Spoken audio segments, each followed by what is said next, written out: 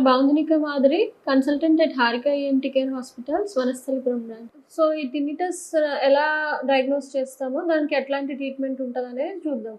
ఎప్పుడైతే పేషెంట్ ఈ గుయ్యి అనే శబ్దంతో మన దగ్గరికి వస్తారో ఫస్ట్ మనం ఇయర్ అనేది చూడాలి. ఓటోస్కోప్తో కానీ హెడ్లైట్తో కానీ ఓటోస్కోపిక్ ఎగ్జామినేషన్తో ఫస్ట్ ఇయర్ నార్మల్ ఉందా, చెవిలో ఏమన్నా గుబిలి నిండిపోయిందా, లేదంటే మధ్య చెవిలో ఏమన్నా ఇన్ఫెక్షన్స్ ఉన్నాయా, కర్ణబేరి అంతా నార్మల్గా ఉందా, లేదంటే కర్ణబేరిలో ఏమన్నా రంధ్రాలు ఉన్నాయా.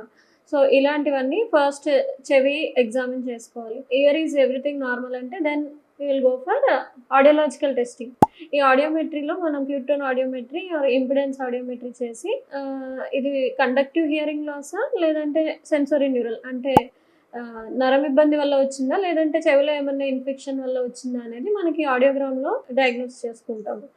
ఆఫ్టర్ ఆడియోమెట్రీ కొన్నిసార్లు అంటే నార్మల్గా టినిటస్ మోస్ట్లీ హియరింగ్ లాస్ అంటే వినికిడి లోపంతో పాటు చెవిలో గుయ్యి అనే శబ్దం కూడా చెప్తారు. ఎప్పుడైతే వినికిడి లోపం లేకుండా ఓన్లీ చెవిలో శబ్దం ఒక్కటే వస్తుందని చెప్తామో అలాంటి కేసెస్లో మనం టినిటోగ్రామ్ అని కూడా ఒక టెస్ట్ చేస్తాం. ఈ టినిటోగ్రామ్లో ఏంటి అంటే ఈ గుయ్యి అనే సౌండ్ వాళ్ళకి ఏ ఫ్రీక్వెన్సీలో వస్తుంది అంటే ఎంత డెసిబిల్స్ దగ్గర వాళ్ళకి ఎక్కువ ఐడెంటిఫై అవుతుంది అనేది మనకి ఈ టినిటోగ్రామ్లో మనకి తెలుస్తుంది అనమాట. ఈ సింపుల్ టెస్ట్తోనే మనం టినిటస్ని డయాగ్నోస్ చేసుకుంటాము.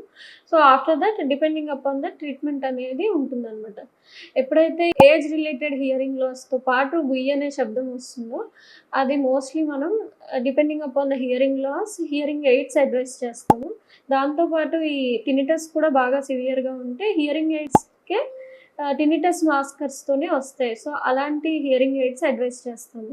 బట్ కొన్ని కేసెస్లో ఓన్లీ హియరింగ్ లాస్ లేకుండా ఓన్లీ ఈ టినిటస్ కంప్లైంట్ చేస్తారో వాళ్ళు ఎప్పుడైతే మన దగ్గర అంటే వితిన్ ఇమీడియట్గా వచ్చినట్లయితే కొన్నిసార్లు అక్యూట్ కేసెస్లో ఈవెన్ ఓరల్ కార్టికోస్టిరాయిడ్స్ మనం ఇవ్వచ్చు.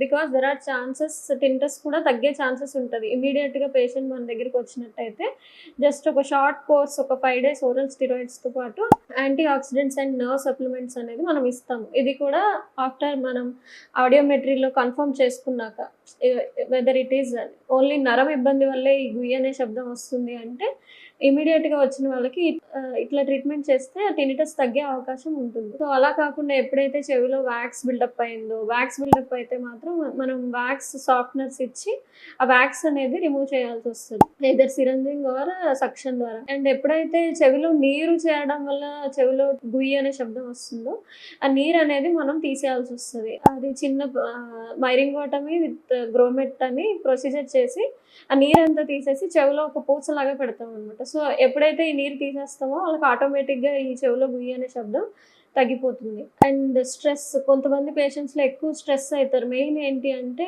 ఈ చెవిలో గుయ్యి అనే శబ్దం వస్తుందని వాళ్ళు దాని మీదే కాన్సన్ట్రేట్ చేయడము, దానివల్ల స్ట్రెస్ ఎక్కువ అవడం. స్ట్రెస్ ఏ కండిషన్స్లో అయితే స్ట్రెస్ ఎక్కువ అవుతుందో మళ్ళీ టినిటస్ కూడా ఎక్కువ అవుతుంది. కొంచెం ఈ స్ట్రెస్ రిలీవ్ చేసుకోవాలని చెప్పడము, లేదంటే అండ్ ఎవరైతే లాంగ్ స్టాండింగ్ కీమోథెరపీ డ్రగ్స్ తీసుకుంటున్నారో వాళ్ళకు కూడా పోస్ట్ కీమోథెరపీ ఆర్ ఈ ఎన్ఎస్ఐడ్స్ అవన్నీ డ్రగ్ ఇండ్యూస్డ్ వాళ్ళకు కూడా మనం యాంటీ ఆక్సిడెంట్స్ నర్వ్ సప్లిమెంట్స్ ఇవ్వాల్సి వస్తుంది.